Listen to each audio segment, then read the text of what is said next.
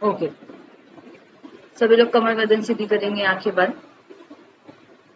ओम का उच्चारण।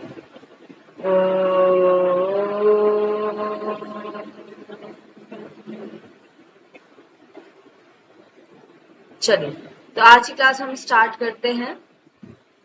हम कहाँ तक पहुंच गए थे, मुझे एक बार बताएंगे सभी।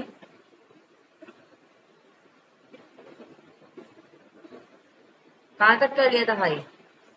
रिसर्च स्टेप्स पढ़ के आए हो? हेलो। मैम थोड़ा बहुत पढ़ा है रिसर्च स्टेप के बारे में। अच्छा, और बाकियों ने?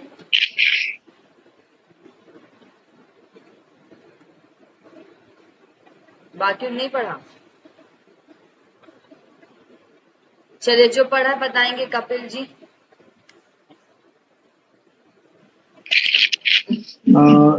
इसमें मैम मैंने पहले ये पढ़ा है कि अगर रिसर्च करना चाह रहे हैं तो उसमें पहले अपनी रुचि सोचना पड़ती है कि किस क्षेत्र में रुचि है। पहले स्टेप ये रहेगी। दूसरी स्टेप रहेगी कि फिर हमें उस रुचि का एक विकल्प तैयार करना पड़ेगा, एक डिजाइन बनानी पड़ती है। हाँ। थर्ड स्टेप आता है कि फिर उस जो रुचि जो हमने विकल्प तैयार किया है उससे संबंधित डाटा इकट्ठा करना पड़ेगा अच्छा, ओके। और उससे पता करना पड़ेगा कि जो ये विकल्प सही है या गलत है। ठीक है। फोर्थ स्टेप में हमें न्याय दर्श या प्रतिदर्श चयन आता है, सैंपल सिलेक्टिंग आता है, सिलेक्टिंग सैंपल। हम्म। इसमें शोध की इकाई कुछ भी हो सकती है, जैसे मनुष्य, फैक्ट्री आदि। तो उसका हमें वो पॉपुलेशन निर्धारित करना पड़ती है कि असीमित है कि सीमित है, और उसमें से कुछ सैंपल सेलेक्ट करके फिर रिसर्च करते हैं। और फिफ्थ स्टेज आती है अनुसंधान प्रस्ताव लेखन आता है। इसमें 3 से 7 प्रश्नों का हमें एक अनुसंधान लिखना पड़ता है। किसी भी संस्थान में उसका प्रमाणीकरण चाहिए या फिर फंडिंग के लिए हमें किसी संस्थान में इसकी आवश्यकता रहती है, उसको दिखाना पड़ता है। हम्म। फिर 6 स्टेज पे आते हैं, इसमें पद्धतों का एकीकरण होता है। मतलब जो डाटा मतलब कलेक्टेड डाटा रहता है इसमें, वो मतलब जो हमारे रिसर्च रहती है उससे संबंधित मतलब डाटा इकट्ठा करना पड़ता है। वो हमें कुछ ऑब्जर्वेशन द्वारा या टेलीफोन के द्वारा, व्यक्ति का साक्षात्कार के द्वारा इकट्ठा करना पड़ता है। ओके। फिर 7वें नंबर पे आता है पद्धतों का प्रसंस्करण और विश्लेषण। मतलब जो हमने डाटा इकट्ठा किया था हम्म। उसका विश्लेषण करना होता है। ओके। और 8वें में फिर 8th स्टेप रहती है, उसमें मतलब अनुसंधान की रिपोर्ट लिखना पड़ती है। वेरी गुड, बहुत अच्छे। चलिए, आपने अच्छे से पढ़ा है। तो जितना भी पढ़ा आपने बहुत सही बताया है। अब हम आगे पढ़ेंगे। मैं आप लोगों को स्क्रीन प्रेजेंट करूंगी एक बार, और जो नहीं आए थे या जिनका छूट गया होगा उनको बस बता दूं कि हम रिसर्च स्टेप्स पढ़ रहे थे। तो रिसर्च स्टेप्स में जैसे अभी कपिल जी ने बताया आप लोगों को 8 प्रोसेस होती है हमारी। ठीक है। सबसे पहले कोई भी प्रॉब्लम होती है उसको आइडेंटिफाई करना। फिर जो भी प्रॉब्लम हमने देखी है उसको देखना कि उसके पहले काम हुआ है नहीं हुआ है। इसको हम बोलते हैं रिव्यू लिटरेचर। फिर आता है सेटिंग रिसर्च हाइपोथेसिस। हम जो करने जा रहे हैं उसका हम एक बनाते हैं एक तरीके का अनवेरिफाइड स्टेटमेंट, जो कि अभी वेरीफाई नहीं हुआ होता, लेकिन हम एक परिकल्पना करते हैं कि हाँ भाई ये ऐसा होगा। ठीक है। तो सेटिंग रिसर्च हाइपोथेसिस होता है आपका नेक्स्ट थर्ड पॉइंट पे। यहाँ तक हम क्या करते हैं, यहाँ पर हम कोई भी चीजें नॉर्मली नहीं कर रहे होते, मतलब कि इसमें हम बस पढ़ रहे होते, लेकिन चीजें हमारी अभी करने पे नहीं आती। अब हम बनाते हैं study design, which is very important. ठीक है। स्टडी डिजाइन में हम क्या करते हैं, स्टडी डिजाइन के अंतर्गत हम हमारा जो भी रिसर्च होने वाली है उसमें हम कौन से डिजाइन यूज करेंगे, एक्सपेरिमेंट करेंगे या थ्योरेटिकल करेंगे, ब्लूप्रिंट उसका हम बनाने की कोशिश करते हैं, प्रिंट करेंगे, पोस्ट करेंगे, ये सारा हम करते हैं। ठीक है। अब आता है deciding on the sample design. अब हम कहाँ से सैंपल लेंगे वो सिलेक्ट करते हैं कि जो हम डेटा कलेक्ट कर रहे हैं वो डेटा कहाँ का होगा। फिर आता है कलेक्टिंग डेटा, कि अब हमने देख तो लिया, अब मान लीजिए किसी को ब्लड टेस्ट लेना है तो उसके लिए एथिक्स लगती है। ठीक है। तो डेटा कलेक्ट करने के लिए भी आप कहाँ से इथिकली कंसिडरेशन लोगे, वो होता है इथिकल के अंदर। इथिकल कमिटी होती है हर कॉलेज की, उनसे हम एग्री करवाते हैं। ठीक है। फिर प्रोसेसिंग एंड एनालाइजिंग डेटा या डेटा इंटरप्रिटेशन। अब हमने डेटा कलेक्ट कर लिया, उसको प्रोसेस और एनालाइज करने का काम करते हैं, फिर रिसर्च रिपोर्ट लिखते हैं। अब हम इन सबको बिग बड़े फॉर्म में पढ़ेंगे। ठीक है। तो सबसे पहले हम पढ़ने जा रहे हैं फॉर्मुलेशन ऑफ रिसर्च प्रॉब्लम। इसको आप हम डिटेल में पढ़ेंगे, वही चीजें हैं, बस इसमें थोड़ा थोड़ा जो चीजें हमने अलग पढ़ी थी वो अलग से यहाँ पर बताई गई है मेन पॉइंट। तो हम रिसर्च प्रॉब्लम की अगर हम बात करें स्टेप 1 की, इसके अंतर्गत ही हम 4 स्टेप पढ़ते हैं। इसको आप ऐसे याद कर सकते हो, LOVH, लव में बस E नहीं होना चाहिए, H होना चाहिए, ठीक है। LOVH मतलब कि लिटरेचर रिव्यू, फिर ऑब्जेक्टिव। हम कोई भी रिसर्च करते हैं उसका कोई ना कोई उद्देश्य होता है। रिसर्च हमेशा उद्देश्य को फुलफिल करने के लिए ही होती है, ठीक है। तो फॉर्मुलेशन ऑफ ऑब्जेक्टिव, ऑब्जेक्टिव को बनाते हैं, और जो भी ऑब्जेक्टिव होंगे अगर हमारे, एक एम होता है, बाकी ऑब्जेक्टिव होता है। अगर आपके 5 ऑब्जेक्टिव है तो एट द एंड आपके डिस्कशन में वो ऑब्जेक्टिव फुलफिल होने चाहिए, ठीक है। फिर आता है वेरिएबल। अब हम कौन सा वेरिएबल लेंगे, कैसे मेजर करेंगे उसको, ये होता है आपका विषय, identifying research variable and measuring skills. फिर आता है हाइपोथेसिस को बनाना। तो ये अगर हम डिटेल्ड में पढ़ते हैं तो पहले स्टेप के अंदर ये चारों चीजें आती हैं। दूसरा स्टेप आता है आपका रिसर्च, लेकिन आपको इन सब में चाहे डिटेल पढ़ाओ चाहे इसमें, आपको क्रम याद होना चाहिए। आप देखो पहले वाले में हमने इसको 4th नंबर पे पढ़ा था, लेकिन हाइपोथेसिस के बाद ही रिसर्च डिजाइन थी यहाँ पर, है ना। 4th नंबर पे हाइपोथेसिस के बाद रिसर्च डिजाइन थी, तो यहाँ पर भी ऐसा डिटेल में हम हाइपोथेसिस के बाद ही रिसर्च डिजाइन पढ़ रहे हैं। अब हम रिसर्च डिजाइन में आते हैं, तो पहले प्रॉब्लम का स्ट्रक्चर बनाते हैं कि भाई हमारी प्रॉब्लम कैसी है, क्या इसमें हम थ्योरेटिकल स्टडी करेंगे या एक्सपेरिमेंटल स्टडी करेंगे। मान लो कोई डिसीज है तो उसमें हम एक्सपेरिमेंटल स्टडी करते हैं। मान लो मैं आपको बोलूं वेद उपनिषद इन सब पे काम करना है, तो हम क्या करते हैं, थ्योरेटिकल स्टडी करते हैं, ठीक है। तो प्रिपेयरिंग रिसर्च डिजाइन होता है आपका नेक्स्ट। थर्ड होता है डेवलपिंग डेटा इंस्ट्रूमेंट। अब हमने जो भी डेटा कलेक्ट करना है उसको पहले डेवलप करना पड़ता है कि हम किस तरीके के रिसर्च टूल का यूज करेंगे। मैं ब्लड प्रेशर टेस्ट कर रही हूँ तो क्या मैं ब्लड प्रेशर लूंगी, उसके लिए कौन सी मशीन लूंगी। तो इस तरीके से हम डेटा को कलेक्ट करने के मेथड और उनके रिसर्च टूल को यहाँ पर डेवलप करते हैं। फिर आता है, अब हमने डेटा पता कर लिया कि भाई मुझे ब्लड टेस्ट लेना है, तो ब्लड टेस्ट के लिए मैं क्या करूंगी, पैथोलॉजिस्ट को बुलाऊंगी और ब्लड टेस्ट लूंगी। ब्लड प्रेशर चेक करना है तो मैं स्फिग्नोमेनोमीटर मंगाऊंगी और मैं चेक करूंगी, मान लीजिए, ठीक है। तो मैंने पहले चीजें मंगा ली, जब मैंने मंगा ली तब मैंने देखा कि अब मैं सैंपल कहाँ से लूंगी और कैसी सैंपलिंग का उपयोग करूंगी। तो हम सैंपलिंग आगे पढ़ेंगे। जब हम एक जनसंख्या मतलब एक पॉपुलेशन से उसके प्रतिनिधि मतलब सैंपल को सिलेक्ट करते हैं, तो इस सिलेक्ट करने की प्रोसेस को, इस चयन की प्रक्रिया को हम सैंपलिंग बोलते हैं, ठीक है। प्रतिदर्श चयन प्रक्रिया, प्रतिदर्श मतलब हमारे सैंपल जो होते हैं, ठीक है। तो ये हम करते हैं। तो टाइप ऑफ सैंपल हम देखते हैं कि हमने उन्हें कैसे सिलेक्ट किया है, प्रोबेबिलिटी या नॉन प्रोबेबिलिटी। अभी मैं पढ़ाऊंगी प्रोबेबिलिटी नॉन प्रोबेबिलिटी होती है, ठीक है। फिर सैंपल डिजाइन देखते हैं। अब आता है हमारा राइटिंग रिसर्च प्रपोजल। अब मैंने जो बताया आपको, अब हम उसमें जो भी रिसर्च प्रपोजल लिखना होता है उसके लिए हम देखते हैं कि हमें क्या क्या चीज जरूरी है, उसका नीड क्या है। रिसर्च प्रपोजल रिपोर्ट के पहले होता है। प्रपोजल मतलब हम हमारे अथॉरिटी को, जैसे हमारे टीचर हैं, उनके सामने प्रपोजल लेके जाते हैं कि सर मेरा ऐसा ऐसा सोचना है, क्या ये चीज हो पाएगी। फिर हम बताते हैं उनको उस रिसर्च प्रपोजल को, हम हमारी चीज का छोटा फॉर्मेट होता है रिसर्च प्रपोजल, ठीक है। इसमें हम बताते हैं कि हमारी नीड क्या है, हम क्यों कर रहे हैं, इसका सोशल बेनिफिट क्या है, इकोनॉमिकल बेनिफिट क्या है, इन्वायरमेंट बेनिफिट क्या है, इसकी नीड क्यों है, ठीक है। अगर मैं किसी का ब्लड प्रेशर देख रही हूँ तो मैं बोलूंगी भाई इसलिए नीड है क्योंकि आज के समय में लोग मानसिक रूप से, शारीरिक रूप से बीमार नहीं, मानसिक रूप से ज्यादा बीमार है, जिसकी वजह से उसका प्रभाव हमारे हार्ट पर पड़ता है। तो हार्ट के डिसीज होने के चांसेस सबसे ज्यादा लोगों को होते हैं, ये हमारी नीड हो गई। अब हम इसमें डेटा बताते कि हम डेटा फीमेल ले रहे हैं। क्यों फीमेल ले रहे हैं भाई, क्योंकि फीमेल जो होती है अपनी बातों को नहीं बता पाती, मानसिक रूप से परेशान रहती है, तो फीमेल डेटा। फिर हम मैन को क्यों लेना चाहते हैं, क्योंकि वो एंगर होते हैं, एंग्रीनेस होती है उनके अंदर, तो जब वो गुस्सा करते हैं या कुछ बाहर रहते हैं, ठीक है, तो उनका ब्लड प्रेशर बढ़ने के चांसेस ज्यादा है। तो हम डेटा का जस्टिफिकेशन करते हैं कि हमने ये ही क्यों लिया, हम दूसरे पे क्यों नहीं कर सकते। फिर हम अपना फंड बताते हैं। मान लीजिए आप जैसे जो JRF वाले बच्चे वो तो कर लेंगे जिनका नेट है, फिर वो क्या करते हैं कि बताते हैं कि देखिए सर हमारे पास इतना पैसा नहीं है, तो अगर कुछ फंडिंग हो जाएगी या कुछ रिसोर्स मिल जाएगा तो हमको हेल्प हो जाएगी, ठीक है। तो ये सारी चीजें हम अपने रिसर्च प्रपोजल में लिखते हैं। प्रपोजल मतलब क्या होता है, किसी को अपनी बातें बताना। अब उसका मन है चाहे वो एक्सेप्ट करे या ना करे, तो जब आप पीएचडी के एडमिशन के लिए जाते हो कहीं, तो आप अपना रिसर्च प्रपोजल लेके जाते हो, है ना। फिर आपका इंटरव्यू होता है, वो लोग रिसर्च प्रपोजल देखते हैं, फिर आपसे पूछते हैं चीजें। जब उनको लगता है कि भाई ये जो कर रहा है वो सही चीज है या ये व्यक्ति सही कर सकता है रिसर्च, तब आपको सिलेक्ट करते हैं वो, ठीक है। अब हमने क्या किया, सब कुछ कर लिया भाई, सिलेक्ट कर लिया।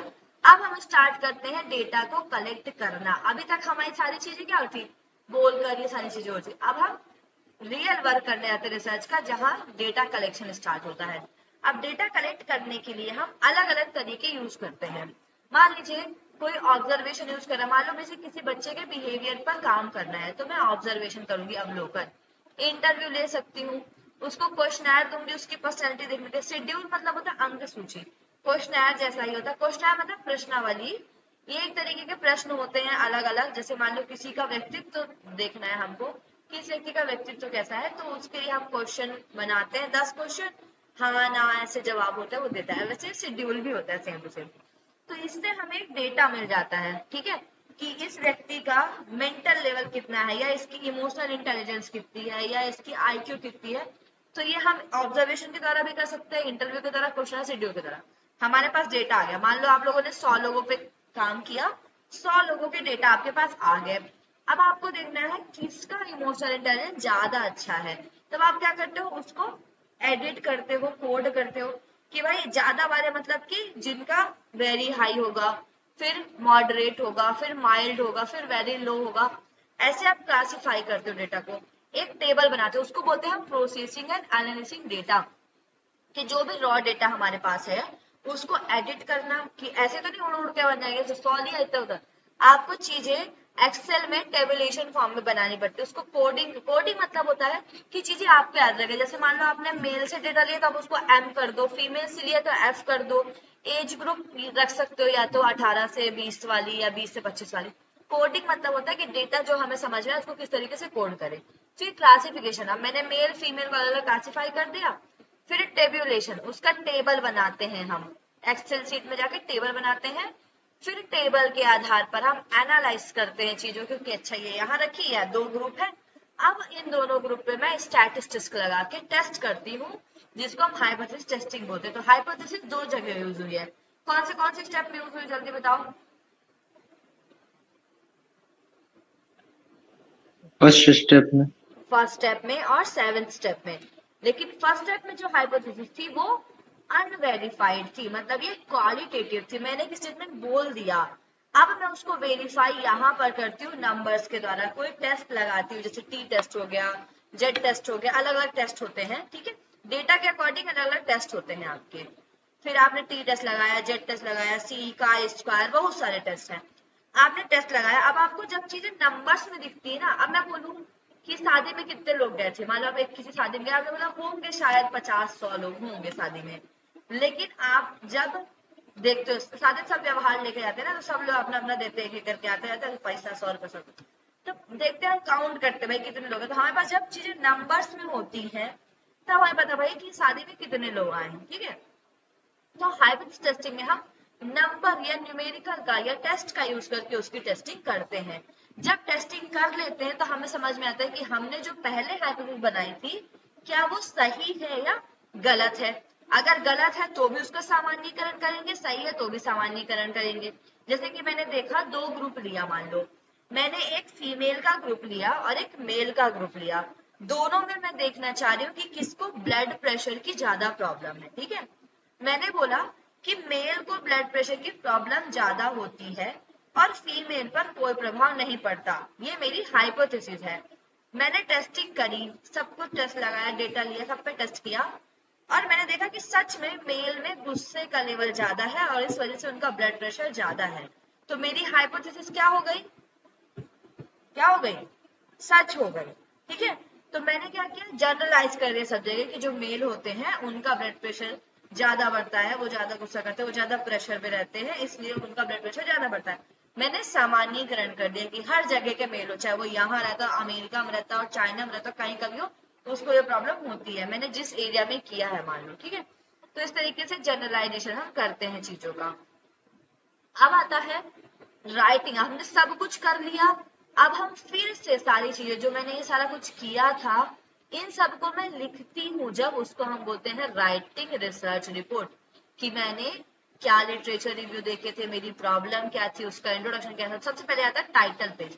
उस टाइटल में आपके सारे टेबल बने होते हैं कि सबसे पहले आपका इंट्रोडक्शन होगा, लिटरेचर रिव्यू होगा, फिर मेथोडोलॉजी होगी, फिर रिजल्ट होगा, फिर कंक्लूजन एंड डिस्कशन होगा। तो ये सारी चीजें मैं लिखती हूँ, उसमें चैप्टर्स बनाती हूँ। ठीक है, चैप्टर 1 में हम इंट्रोडक्शन पढ़ेंगे और बैकग्राउंड पढ़ेंगे, चैप्टर 2 में लिटरेचर रिव्यू पढ़ेंगे, चैप्टर 3 में मेथोडोलॉजी। इस तरह से हम चैप्टर बनाते हैं। फिर आता बिब्लियोग्राफी। बिब्लियोग्राफी मतलब रेफरेंसेस हम जो भी लेते हैं ऊपर, उसको हम बिब्लियोग्राफी के अंतर्गत ऐड करते हैं।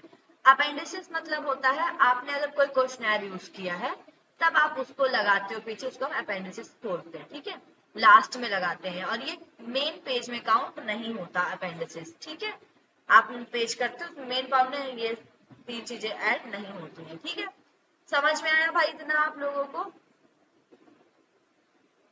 हेलो, जी इज दैट भाई। Clear to you all? बताओ भाई, मुंह से भी बोल दिया करो कभी। हाँ ना, संगीता कुछ बोल रही, आवाज नहीं आ रही मुझे। ठीक है, चलिए अब हम बात करते हैं नेक्स्ट। धीरे धीरे हम आगे बढ़ेंगे और एक एक स्टेप को पढ़ेंगे, सबसे पहले होता क्या है। ठीक है, तो मैं सबसे पहले आपको देखो, इनमें से वही स्टेप लिखे गए हैं आगे जो जरूरी है आपके लिए। फॉर्मुलेशन ऑफ रिसर्च प्रॉब्लम मैंने आपको ऊपर बता दिया यहाँ पर कि रिसर्च प्रॉब्लम होती क्या है। कोई भी व्यक्ति कोई रिसर्च करने जा रहा है, वो उसकी रिसर्च प्रॉब्लम या रिसर्च क्वेश्चन होती है। अब उसके लिए 3 चीजें होती है। एक तो पहली बात वो आइडेंटिफाई करना कि आपका एरिया ऑफ इंटरेस्ट क्या है, फिर उसको सब एरिया में डिवाइड करना, और फिर उसी चीज को सिलेक्ट करना जिसमें आप लंबे समय तक टिके रह सकते हो। ये हो गया। फिर आता है लिटरेचर रिव्यू। लिटरेचर रिव्यू में कुछ नहीं है, आपको बस चीज जानना है कि लिटरेचर जितने भी हैं पहले पुराने, रिव्यू मतलब दोबारा देखना कि मैंने जो रिसर्च की है उससे रिलेटेड कुछ डेटा किसी ने किया है क्या पहले। जैसे मान लो मैंने फीमेल पे किया और मेल पे कंपैरेटिव स्टडी की, तो शायद ऐसा हो सकता है कि पहले किसी ने रिसर्च की हो, उसने मेल पे अलग किया हो, फीमेल पे अलग काम किया हो, तो मैं उसका डेटा ले सकती हूँ, मैं उसके रेफरेंस ले सकती हूँ भाई कि इन्होंने करके देखा था और इनको ऐसा मिला। ठीक है, तो ये लिटरेचर रिव्यू होता है। अब आप साइंटिफिक लिटरेचर रिव्यू भी करते हो। साइंटिफिक मतलब किसी ने रिसर्च की है उसका रिसर्च देख के। दूसरा होता है टेक्स्ट का रिव्यू। टेक्स्ट मतलब कि मैंने देखा कि भाई जो व्यक्ति मानसिक रूप से परेशान है, ऐसा पतंजलि योग सूत्र में बताया गया कि जो आदि व्याधि वाले व्यक्ति हैं इनको ज्यादा परेशानी होती है, दुख दर्द ये सारी चीजें व्यक्ति के अंदर आती हैं। ठीक है, तो जब मैंने इंडियन लिटरेचर भी देख लिया और साइंटिफिक लिटरेचर भी देख लिया, दोनों का रेफरेंस दे सकती हूँ मैं वहां पर। ठीक है, कि हमारे गीता में क्या बोला है, व्यक्ति को कैसे रहना चाहिए, सारी चीजें हम लिखते हैं उसमें। ऑब्जेक्टिव में जैसे मैंने बोला आपको एक एम होता है, मान लीजिए मैंने आपको बोला ब्लड प्रेशर, तो एम क्या होगा कि मेरा मुख्य जो एम है या लक्ष्य वो यह है कि मैं इस रिसर्च के द्वारा सभी मेल और फीमेल के बीच में ब्लड प्रेशर का लेवल का कंपैरिजन करना चाहती हूँ, ये मेरा मेन एम है। अब इसके द्वारा मैं क्या कर सकती हूँ, योग के द्वारा किसी भी व्यक्ति का मानसिक उत्थान करना, उसका शारीरिक उत्थान करना। तो 3 4 5 ऑब्जेक्टिव मैं अपने स्टडी के अकॉर्डिंग करती हूँ। ठीक है, उसको फुलफिल करना था। ऐसा भी ऑब्जेक्टिव नहीं, कुछ भी आपकी स्टडी से रिलेटेड होना चाहिए, कुछ भी नहीं ले सकते आप। ठीक है, फिर वेरिएबल आता तो वेरिएबल आगे पढ़ाऊंगी। आज मैं आपको हाइपोथेसिस पढ़ाऊंगी, सबसे पहले होता क्या है। ठीक है, तो हाइपोथेसिस के बारे में बात करते हैं। सबसे पहले होता है formulating hypothesis. Researcher make some prediction. जो भी रिसर्चर है, मैं हूं आप हो कोई भी हो, आगे हम एक प्रिडिक्शन या एक परिकल्पना बनाते हैं अबाउट द आउटकम की क्या हो सकता है। जैसे बारिश, बादल आए तो मैं बोलती हूँ कि शायद बारिश हो सकती है, लेकिन जरूरी नहीं कि हो। बादल आए हो लेकिन बारिश ना हो, ऐसा भी हो सकता है। लेकिन ऐसा हो कि बादल ना हो, अब धूप हो, लेकिन तुरंत बाद बारिश भी होना चाहिए। तो प्रिडिक्शन मतलब होता है एक परिकल्पना जो हम अपने तरीके से बना लेते हैं कि ऐसा हो सकता है। जैसे शादी होती है तो हम बनाते नहीं है, खाना बनवाने तो क्या बोलते हैं भाई कि हमने कार्ड तो 500 लोगों को दिया है, तो चलिए घर वाले सब मिला के आएंगे तो आप 1000 लोगों का खाना बना दो। हम ये एक्सपेक्ट करते हैं कि एक घर से 2 लोग आएंगे, लेकिन मान लो एक घर से पूरा सब परिवार आ रहे हैं सब, तो क्या होगा, खाना तो नहीं बचेगा फिर। तो प्रेडिक्शन कभी कभी गलत भी हो जाते हैं। तो हाई प्रेडिक्शन जरूरी नहीं कि हमारा सही, प्रेडिक्शन मतलब कि कोई भी टेंटेटिव स्टेटमेंट जिसको हम आगे फुलफिल करने जा रहे होते हैं, इसको हम हाइपोथेसिस या परिकल्पना बोलते हैं। ठीक है, it can be term as a educated guess. ऐसा कुछ भी गेस नहीं लगाना होता कि भाई अच्छा ये हो रहा तो ये होगा, ऐसा नहीं। एक ऐसा गेस जिसमें आपका ब्रेन लेवल ही पता चल रहा है कि आपने सही गेस लगाया। आज जैसे मैं बोलूँ हाँ भाई कॉफी पीने से शायद हाइट बढ़ जाए, ये एजुकेटेड गेस नहीं है। लेकिन मैं आपको बोलूँ ताड़ासन करने से हाइट बढ़ सकती है, ये एक एजुकेटेड गेस है। एजुकेटेड मतलब कि आप कोई चीज गेसिंग कर भी रहे तो ऐसा नहीं कि कुछ भी गेस कर रहे हैं, थोड़ा दिमाग यूज करना। ठीक है, फिर इसको हम assumptions भी बोलते हैं किसी भी घटना के लिए which is not yet proven scientifically, जो कि अभी तक साइंटिफिक या वैज्ञानिक रूप से सिद्ध नहीं की गई है। ठीक है, ये एक टेंटेटिव प्रपोजल। अब मैं जो स्टेटमेंट बता रही हूँ आपको उसको आपको याद रखने हैं, क्योंकि आपको ये जो क्वेश्चन आते हैं ऐसे नहीं आते नॉर्मल, आपको स्टेटमेंट आएंगे चार तथ्य दे देगा, बोलेगा इनमें से कौन सा तथ्य हाइपोथेसिस या परिकल्पना के लिए सही है या नहीं है। तो एक क्वेश्चन आया था टेंटेटिव प्रपोजिशन वाला, जब 2021 वाला एग्जाम दिया था, उसमें आया था it is a tentative proposal. के टेंटेटिव प्रपोजल, टेंटेटिव मतलब कि हम जो कि चेंज हो सकता है। जब आप लोग एग्जाम देते हो तो कभी कभी लिखा होता है आगे डेट्स, फिर अंदर लिखा था टेंटेटिव डेट्स, मतलब कि अभी डेट फिक्स नहीं है, बदल भी सकती है। तो इसको बोलते हैं हम एक टेंटेटिव प्रपोजिशन है। इसकी वैलिडिटी अननोन होती है क्योंकि हमें इसको हमने प्रूफ नहीं किया है। In most cases, formulating a hypothesis specify the logical relation between two variables। ये hypothesis होती है वो किसी भी वेरिएबल के बीच में रिलेशनशिप बताने का काम करती है। लॉजिकल रिलेशनशिप कि भाई बारिश है, बारिश हुई है मतलब सॉरी बादल आया मतलब बारिश होगी, तो बादल और बारिश क्या है, दो वेरिएबल है अलग अलग। ठीक है, तो इस तरीके से हम हाइपोथेसिस बनाते हैं। ये इट मस्ट बी जनरलाइजेशन कि जो भी हाइपोथेसिस बनेगी आगे जाकर जब ये साइंटिफिकली प्रूफ हो जाए तो ये जनरलाइज की जा सके। ये छोटी हाइपोथेसिस बनाते हैं, ऐसे नहीं कि बड़ी सी बनाते हैं, छोटी और सिंपल होती है परिकल्पना कि भाई ऐसा होगा, अभी नहीं कि ऐसा हुआ तो वो होगा तो ऐसा होगा, ऐसा सिंपल बताना है आपको। ठीक है, समझ में आया भाई? हेलो, आया समझ में? Yes ma'am, yes ma'am. Yes ma'am. ठीक है, नहीं आएगा तो बोल देना, वैसे मैं हिंदी में कल बताऊंगी आपको। ठीक है, चलिए नेक्स्ट। ओके, अब इसके टाइप है। ठीक है, तो हाइपोथेसिस के दो मेन टाइप है, वैसे टाइप डिफरेंट डिफरेंट होते हैं। एक होती है नल हाइपोथेसिस, एक होती है अल्टरनेटिव हाइपोथेसिस।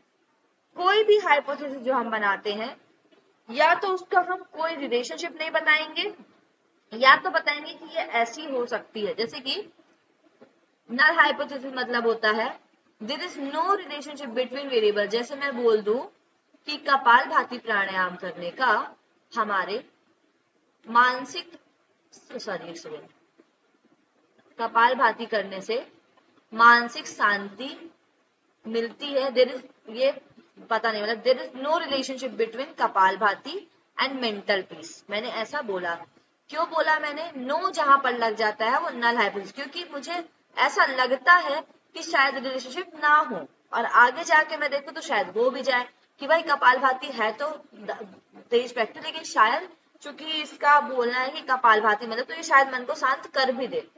तो हर रिसर्चर अपने अकॉर्डिंग हाइपोथेसिस बना सकता है, लेकिन ऐसे भी नहीं कि अब सब लोग वो चीज को एक्सेप्ट कर लिया और हम बोले नहीं हम नहीं करेंगे। जैसे कि मैं बोल रही हूँ आपसे कि मंडूकासन करने से हमारी डायबिटीज ठीक होती है, और ऐसा मैं पहली बार नहीं बोली और मैंने बोल दिया मान लो कि नहीं होती है ठीक, और इस ऑथेंटिकेशन में 100 रिसर्च पहले से हो चुकी है, तो मैं नहीं बना ही नहीं सकती। मैं बनाऊंगी कि हाँ भाई होती है, होगी, मतलब कपाल की मंडूकासन करने से डायबिटीज की परेशानी ठीक हो जाएगी। तो कभी कभी नल हाइपोथेसिस ऐसी बनाते हैं हम कि सच में हमें लगता है कि भाई नहीं होगा रिलेशनशिप लेकिन निकल जाए। ठीक है, समझ में आया? जैसे कि मान लो किसी हार्मोन का किसी चीज से हम रिलेशनशिप देख रहे हैं, तो स्टेटमेंट जब हम लिखते हैं तो मैं लिखूंगी there is no relationship between kapalbhati and mental peace. ठीक है, तो ये नल हाइपोथेसिस कराती है। हम जब भी टेस्टिंग करते हैं ये याद रखना, टेस्टिंग हमेशा नल की होती है, अल्टरनेटिव अपने आप को चेंज हो जाता है। जब हम टेस्ट के बाद देखते हैं कि ये सही नहीं है तो वो अल्टरनेटिव में चेंज हो जाता है।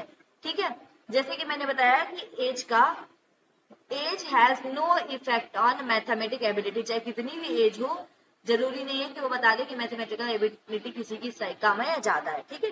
ये नल हो गया। अल्टरनेटिव क्या होता है, जब नल को the hypothesis describe that there is a relationship, जब हमारे वेरिएबल के बीच रिलेशनशिप होता है, अब वो चाहे पॉजिटिव हो चाहे निगेटिव हो, लेकिन रिलेशनशिप तो है। जैसे मैं बोल दूं कि कपालभाति करने से क्या कहते हैं, ब्लड प्रेशर हमारा बढ़ता है, ठीक है, तो ये क्या हो गया, ब्लड प्रेशर बढ़ना कि निगेटिव है तरीके से उससे रिलेशनशिप। लेकिन अगर हम कोरिलेशन की बात करें तो क्या है, दोनों पॉजिटिव है। तो अल्टरनेटिव में ये देखा जाता है कि बस रिलेशनशिप होना चाहिए, चाहे वो निगेटिव हो चाहे पॉजिटिव हो। अब इसमें आप एक चीज याद रखिएगा, बहुत इंपॉर्टेंट चीज है, ठीक है, ये स्टेटमेंट याद।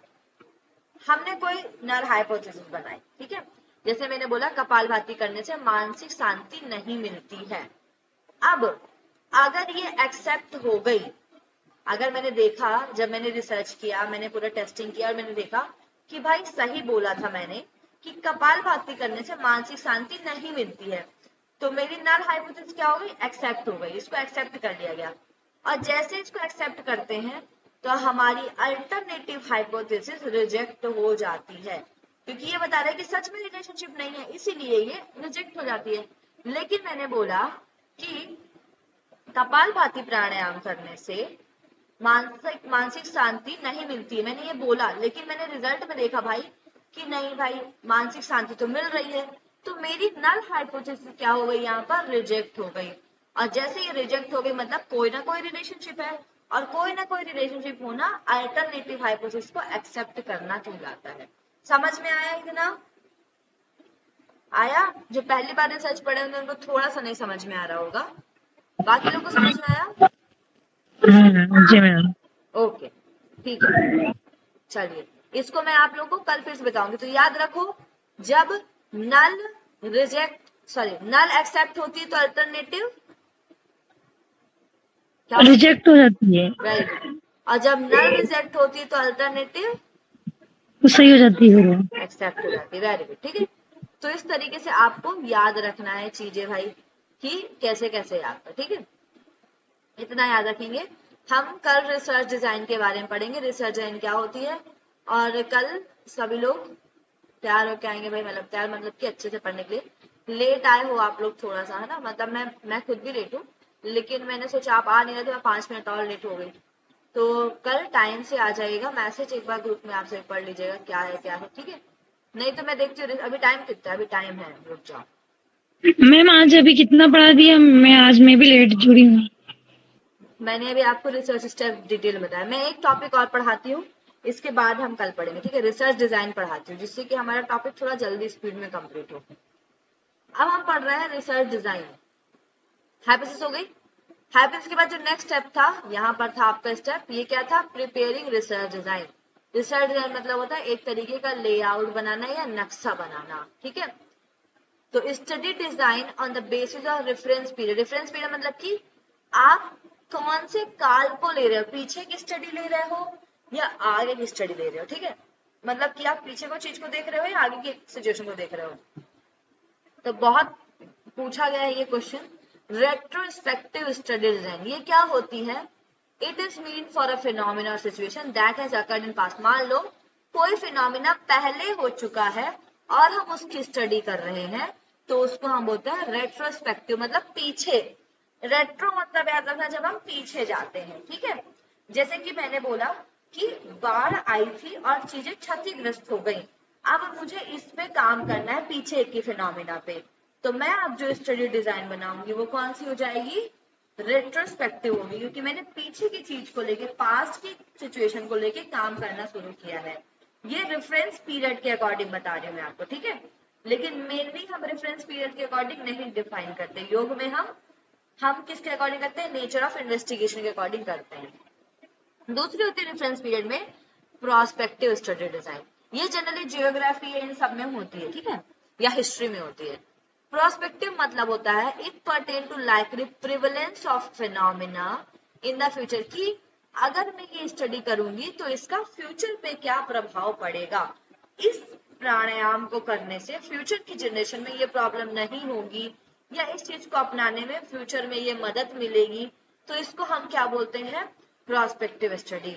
ठीक है, इसमें बोला गया कि study design based on reference period can be combination of both. कुछ स्टडीज ऐसे होती हैं जिसमें पहले पिछली सिचुएशन को लेके आगे की चीज बनाई जाती है। जैसे कि मैंने बोला जोशीमठ में भूस्खलन हुआ था, मतलब कि वहां पर के लोगों को के घर जो है वहां पर दरार आ गई थी, तो आगे जाकर हम यहाँ पर घर ना बनाए। तो हमने क्या किया, पीछे की बात को लेते हुए आगे का जस्टिफिकेशन किया।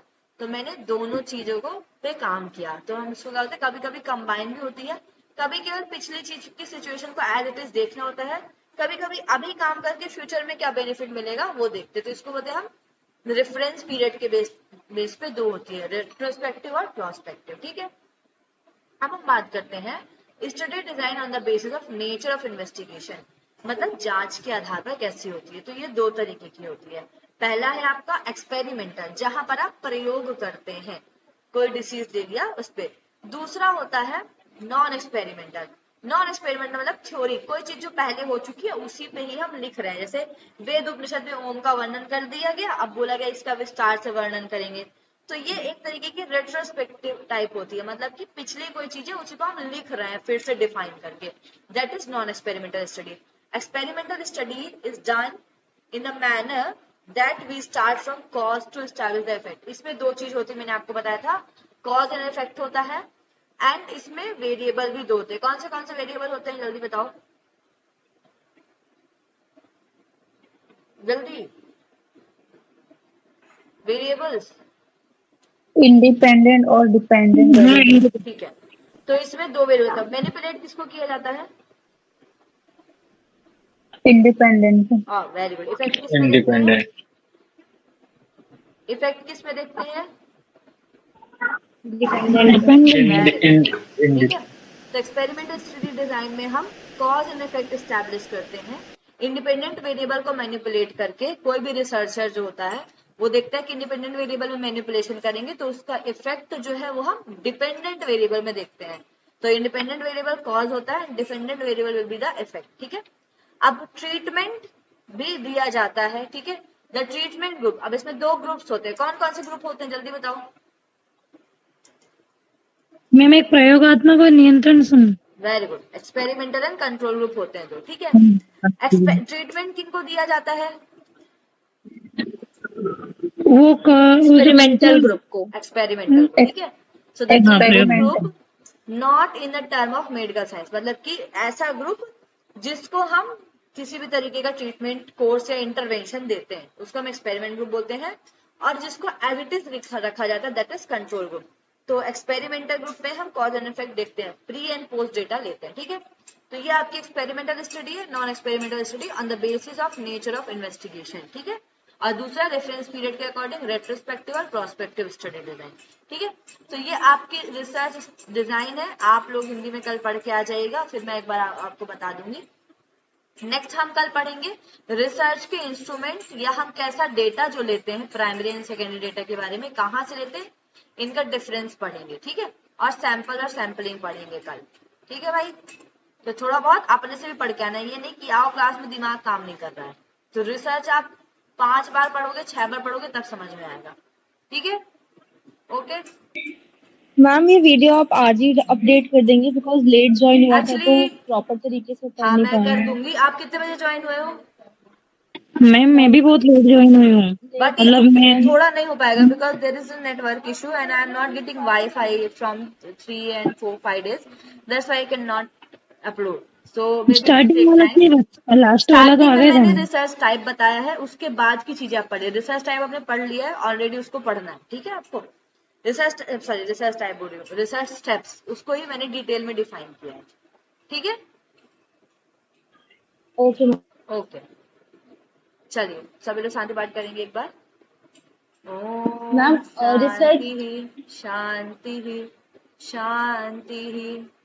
grab your both palm, put your palm on your eyes, now open your eyes। हाँ जी, शांति पाठ के टाइम पे क्वेश्चन नहीं कर सकते हैं, बाद में कर सकते हैं आप क्वेश्चन, बोलिए। Sorry ma'am, research step